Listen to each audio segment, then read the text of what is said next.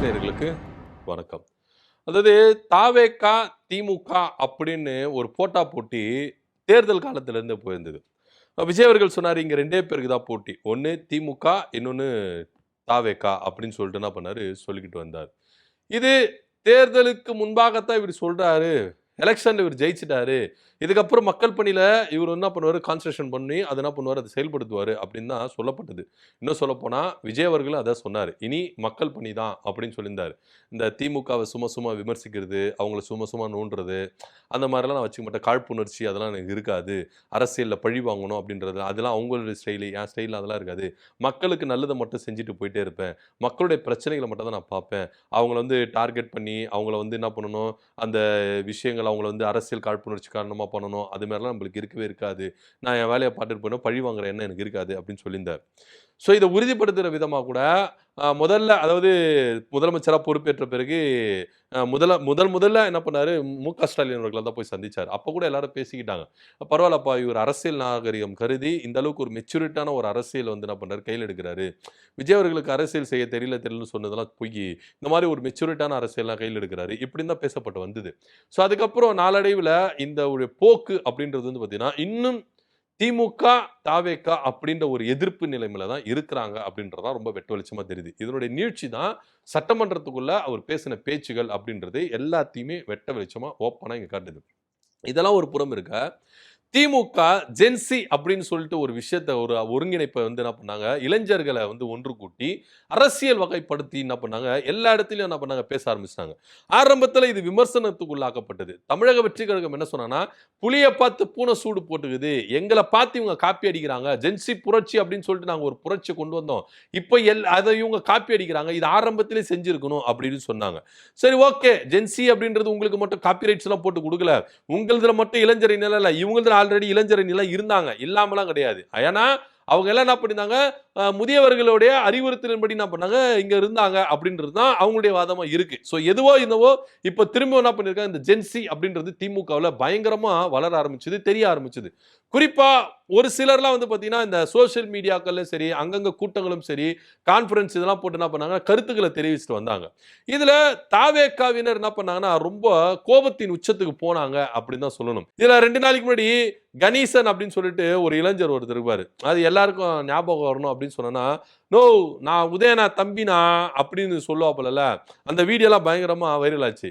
No உதயனா தம்பினா இவரை தாவேகா நிர்வாகிகள் சேர்ந்த சைதாப்பேட்டில் என்ன பண்ணியிருக்காங்க, தாக்கி இருக்கிறாங்க.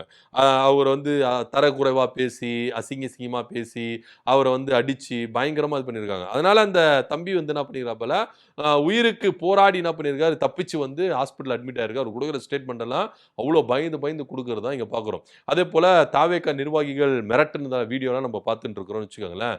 ஸோ இந்த மாதிரி இவங்க இதில் யாரை எதிர்த்து கேள்வி கேட்கக்கூடாது, விமர்சனங்கள் முன்வைக்கக்கூடாது, அப்படி நீங்கள் கேள்வி கேட்டீங்கன்னா நாங்கள் அடிப்போம், உதைப்போம், கொலை மிரட்டல் விடுவோம், இப்படின்ற ஒரு சம்பவம் இது நடந்துகிட்டே இருக்குது. ஸோ இப்படியா இருக்கும்போது இந்த திமுக ஜென்சி இளைஞர்களை ஒருங்கிணைத்ததுல அன்பானந்த மரியப்பன் அப்படின்ற ஒரு நபரும் இதுல முக்கியமானவர்.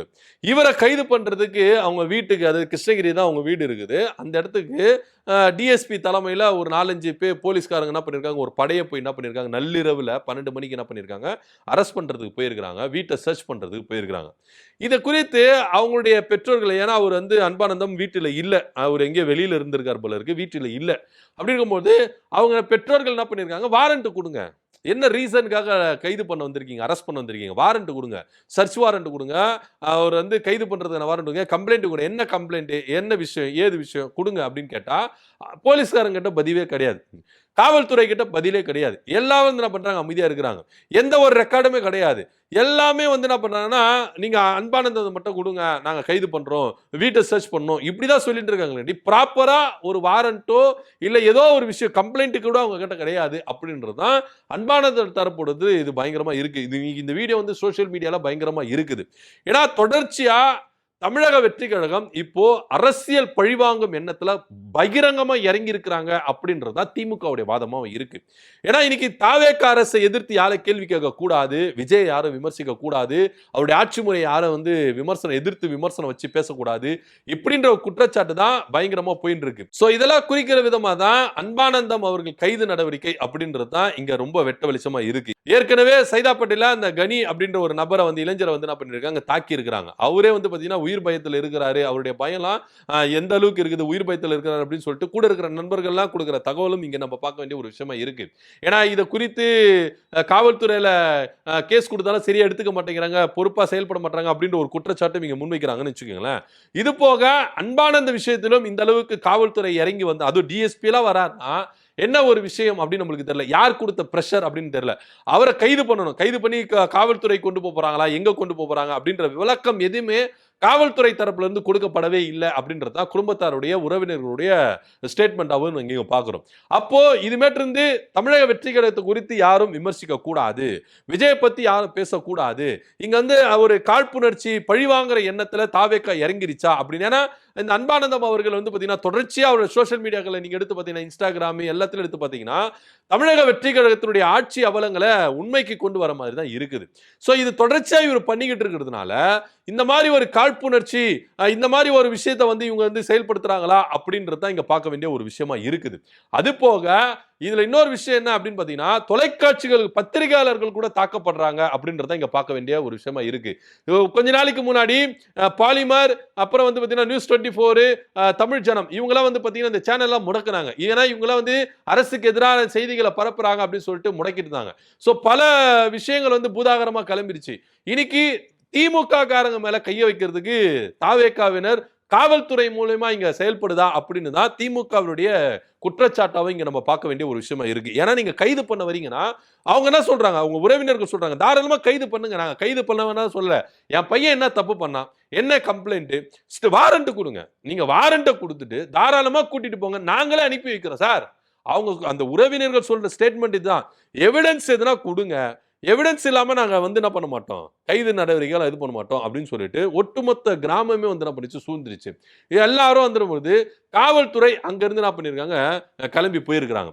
உண்மையிலேயே அன்பானந்தம் தவறு செஞ்சிருந்தா, அன்பானந்தம் மேல குற்றம் இருந்தா ப்ராப்பரா ஒரு வாரண்ட கொடுங்க, கம்ப்ளைண்ட கொடுங்க, இந்த மாதிரி தப்பு செஞ்சிருக்கிறாரு, இதான் வாரண்ட், அரெஸ்ட் வாரண்ட் இதுதான், சர்ச் வாரண்ட் தான், தயவு செய்து நீங்க ஒதுங்குங்க அப்படின்னு சொல்லிட்டு உறவினர்கள் கிட்ட இவங்க என்ன பண்ணிருக்கலாம், காவல்துறை கொடுத்திருக்கலாம். ஆனா எந்த ஒரு எவிடன்ஸும் இல்லாம எதுவுமே இல்லாம இவங்க என்ன பண்ணிருக்காங்க, 19 கைது பண்ணிடலாம் அப்படின்னு வராங்களே. இது என்னதுக்கு ஒரு அடக்குமுறை அப்படின்னு தான் பார்க்க வேண்டிய ஒரு விஷயமா இருக்கு. அதாவது அன்பானந்தருடைய தகப்பனார் அந்த பகுதியில திமுகவில் எந்த அளவுக்கு ஸ்ட்ராங்கா இருந்திருக்கிறாரு, ஒன்றிய கவுன்சிலர் இருந்திருக்கிறாரு, மாவட்ட அளவில் பொறுப்புல இருக்கிறாரு, அவங்களுக்கே இவ்வளவு ஸ்ட்ரகிள் கொடுக்குறாங்கன்னா சாதாரண ஒரு மக்கள் எதிர்த்து குரல் கொடுத்தா கூட இது மாதிரி தான் அடக்குமுறை பண்ணுவாங்களா அப்படின்றத இங்க பார்க்க வேண்டிய ஒரு விஷயமா இருக்கு. ஏன்னா காவல்துறை அடக்குமுறை அப்படின்றது பாத்தீங்கன்னா மாணவர்கள் நீட் தேர்வை எதிர்த்து போராடுறாங்க, அவங்கள ஏதோ குற்றவாளிகளை போல ஓடி ஓடி பிடிச்சி கைது பண்றது, அவங்கள இது பண்றது, சட்டையை கிழிக்கிறது, இந்த மாதிரி ஒரு கொடுமைகள் நடந்துட்டு இருக்கு. இன்னொரு பக்கம் போராட்டங்கள் அங்கங்க பண்ணிட்டு இருக்காங்க, விவசாயிகள் போராட்டங்கள் பண்ணிட்டு இருக்காங்க. அந்த விவசாயிகளை எந்த அளவுக்கு இவங்க அடக்குமுறாங்க, இதெல்லாம் பார்க்கும் பொழுது இந்த ஆட்சி சர்வாதிகார ஒரு ஆட்சியா அப்படின்னு கூட பாருங்க.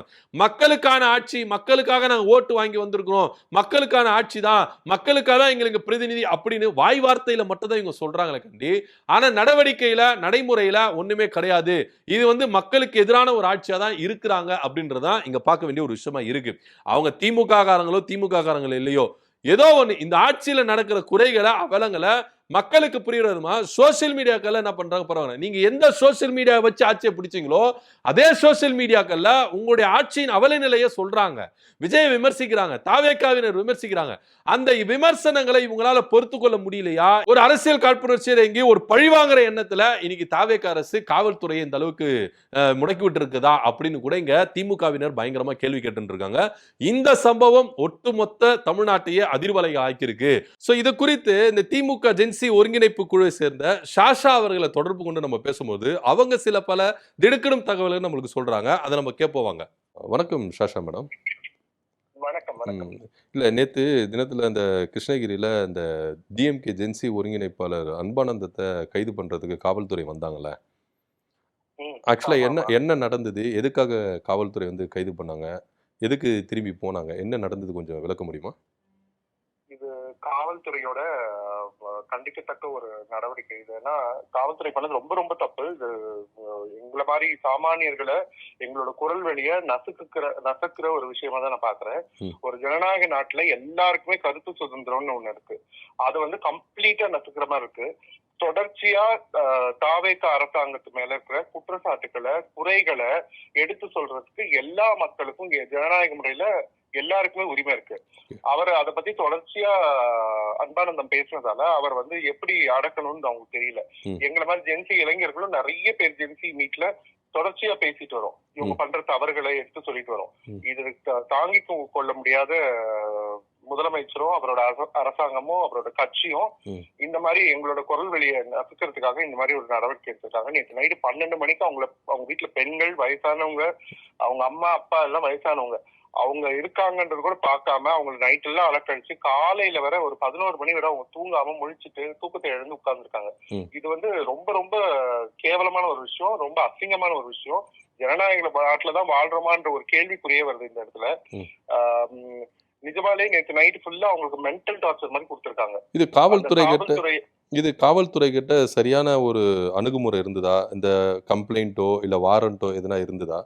எதன் அடிப்படையில் அவங்க நாங்க அக்செப்ட் பண்ணிப்போமே? நைட்டு 12 மணிக்கு நம்ம தீவிரவாதியை பிடிக்கிற மாதிரி ஒருத்தரோட ஒரு ஜனநாயக ரீதியா பேசுனதுக்காக அவர் அரெஸ்ட் பண்றன்ற பேர்ல ஒரு அரெஸ்ட் வாரண்ட் கூட இல்லாம என்ன ரீசனுக்காக நீங்க கூப்பிடுறீங்க காவல் நிலையத்துக்குன்னு கேட்டப்ப அதுக்கு ஆன்சரும் பண்ணாம தொடர்ச்சி அவங்களுக்கு மென்டல் டார்ச்சர் கொடுத்து நேற்று நைட் ஃபுல்லா பண்ணது ரொம்ப ரொம்ப அராஜகம். இந்த அராஜகத்தை கட்சி ரீதியாவும் தனி மனுஷியாவும் ஒரு திருநங்கை சமூக ஆர்வலராகவும் நான் வன்மையா கண்டிக்கிறேன். Thank you madam. எங்களோட இணைஞ்சுக்கு உங்க கருத்தை சொன்னதுக்கு ரொம்ப நன்றி மேடம். இது திமுக காரனுக்கு மட்டும்தான் அப்படின்னு சொல்லிட்டு சர்வசாதாரணமா நம்ம கிளம்பி போயிட முடியாது. இன்னைக்கு திமுக காரங்களுக்கு வந்தது நாளைக்கு சாதாரண ஒரு மக்கள் கூட வரலாம். சாதாரண ஒரு மக்கள் அரசை எதிர்த்து கேள்வி கேட்டாங்கன்னா இந்த கதி அப்படின்னு மிரட்டுற விதமா தான் இது விஷயமா இருக்கு. திமுகவில் பொறுப்புல இருந்தாலும் அவங்களுக்கு வந்து தாவேக அரசை எதிர்த்து கேள்வி கேட்டா, எங்க முதலமைச்சர் எதிர்த்து கேள்வி கேட்டா இதுதான் கதி. அது இவங்களுக்கு மாத்திரம் இல்ல, சாதாரண ஒரு மக்கள், பொதுமக்கள் எதிர்த்து கேள்வி கேட்டா கூட இதுதான் கதி அப்படின்னு ஒரு மிரட்டலா அப்படின்னு கூட நம்மளால எடுத்துக்கொள்ள முடியுது. ஏன் அதுக்கு சொல்றேன்னா, கடந்த ஆட்சி காலத்துல அரசை பத்தியோ முதலமைச்சரை பத்தியோ யார் வேணா என்ன வேணா தரக்குறவா பேசலாம், அவங்க மேல நடவடிக்கையே போகாது. உதாரணத்துக்கு இந்த நர்ஸுங்க செவிலியர்கள்லாம் போராட்டம் பண்ணியிருந்தாங்களே, அதுல ஒரு அம்மா மா சுப்பிரமணியம் அவர்களையும் முதல்வர் ஸ்டாலின் அவர்களும் ரொம்ப தரக்குறவா பேசுனாங்க. ஆனா அவங்க என்ன பண்ணாங்க, அவங்க மேல நடவடிக்கை எடுக்கல, துறை ரீதியாக நடவடிக்கை எடுக்கல, சட்டப்படியும் அவங்க நடவடிக்கை எடுக்கவே இல்லை. ஸோ அவங்க அறியாம பேசிட்டாங்க, ஒரு கோபத்துல பேசிட்டாங்க. ஏன்னா அவங்களோட போராட்டம் உணர்வுள்ள போராட்டம், அதனால அவங்க அந்த உணர்வுன்படி பேசிட்டாங்க அப்படின்னு சொல்லிட்டு கடந்து போயிட்டாங்க. இன்னொரு பக்கம் நம்ம எடுத்து பார்த்தோம்னா, தாவேகாவுடைய நிர்வாகி ஒரு சின்ன பொண்ணு முதலமைச்சரை பத்தி ரொம்ப தரக்குறவா பேசுறாங்க, தூய்மை பணியாளர்களை குறித்து ரொம்ப தரக்குறவா பேசுறாங்க. அப்போ கூட திமுக ஒரு நடவடிக்கையில் இறங்கிச்சுன்னா கிடையவே கிடையாது. ஏன்னா அவங்களாம் அறியாம பேசிக்கிட்டு இருக்காங்க, ஒரு கோபம் அவ்வளவுதான், அறியாம பேசிட்டு இருக்காங்க. ஸோ என்ன பண்ணாங்க, விட்டுட்டாங்க. ஸோ இவ்வளவே எடுத்துக்கோங்க, தாவேகாவினர் எந்த அளவுக்கு குற்றச்சாட்டுகளை முன் வச்சாங்க, திமுக ஆட்சி மேல ஒவ்வொரு பொய்யான விஷயங்களை முன் வச்சாங்க, கரூர் விவகாரத்தில் அப்படியே பல்ட்டி அடிச்சாங்க, பல விஷயங்களை வந்து அப்போ முன்னாள் முதலமைச்சர் மு க ஸ்டாலின் மேலையும் திமுக மேல அரசு மேலேயும் பயங்கரமான குற்றச்சாட்டு வச்சாங்க. பதிலுக்கு இவங்க வந்து ரிவெஞ்ச் எடுத்தாங்களா, பழிவாங்குற எண்ணத்துல கொண்டாங்களா அப்படின்னா கிடையவே கிடையாது. சோ அவங்க பேசுறாங்க, மக்கள் தகுந்த பதில் அடிப்பாங்க அப்படின்னு சொல்லிட்டு மக்கள் கிட்டே ஒப்படைச்சிட்டு இவங்க என்ன பண்ணிட்டாங்க, ஒதுங்கி போயிட்டாங்க. ஒரு வழக்கு கூட அவங்க மேல போடல. ஆதவர்ஜுனா மேலேயோ, புஷி ஆனந்த் மேலேயோ, இல்ல சிடி நிர்மல்குமார் மேலேயோ, விஜய் மேலேயோ யாருமே எந்த ஒரு அவதூறு வழக்கும் போடவே இல்லை. ஏன்னா ஒரு முதலமைச்சரை விமர்சிக்கிறீங்க, அரசை விமர்சிக்கும் போது அவதூறு வழக்கு அப்போ தாவேக மேல யாரும் தொடக்கவே இல்லை. எந்த ஒரு அரசியல் காழ்ப்புணர்ச்சி மூலியமாவும் பழிவாங்குற எண்ணமும் கிடையவே கிடையாது. ஆனா இன்னைக்கு தாவேக ஆட்சிக்கு வந்தோன்னையும் தாவேக ஆட்சியை பத்தியும் முதலமைச்சரை பத்தியும் விமர்சிச்சீங்கன்னா நாங்க காவல்துறை மூலியமா என்ன பண்ணுவோம், அடக்குவோம். அதே போல நாங்க என்ன பண்ணுவோம், உங்களை பழி வாங்குவோம், அரசியல் காழ்ப்புணர்ச்சி மூலியமா உங்களை குறிவைப்போம் அப்படின்ற ஒரு விவகாரம் இருக்குல்ல. இது எந்த அளவுக்கு ஒரு நல்ல ஆட்சி, மிரட்டுறீங்களா அப்படின்ற மாதிரி தான் திமுகவினர் என்ன பண்றாங்க, கேள்வி கேட்டு இருக்காங்க. இந்த விஷயம் தமிழ்நாடு முழுக்க பூதாகரமா கிளம்பி இருக்கு. சோ அடுத்த வேட்டையில தாவேக இறங்கிட்டாங்க. அவங்களை எதிர்த்து யாருன்னா கேள்வி கேட்டீங்கன்னா, முதலமைச்சர் எதிர்த்து கேள்வி கேட்டீங்கன்னா, ஆட்சியாளர்களை பத்தி கேள்வி கேட்டீங்கன்னா, உங்க வீட்டுக்கு காவல்துறை வரும், உங்களை அரெஸ்ட் பண்ணும் அப்படின்னு ஒரு மிரட்டல் அப்படின்னு தான் இது நம்ம எடுத்துக்க வேண்டிய ஒரு விஷயமா இருக்கு. திமுகவும் அந்த குற்றச்சாட்டு தான் முன் வச்சிருக்காங்க. இது மக்களுக்கான ஆட்சி கிடையாது அப்படின்னு சொல்லியிருக்காங்க. இதை பத்தியோட கருத்து அப்படின்னு கீழே கமெண்ட் பண்ணுங்க. நன்றி, வணக்கம்.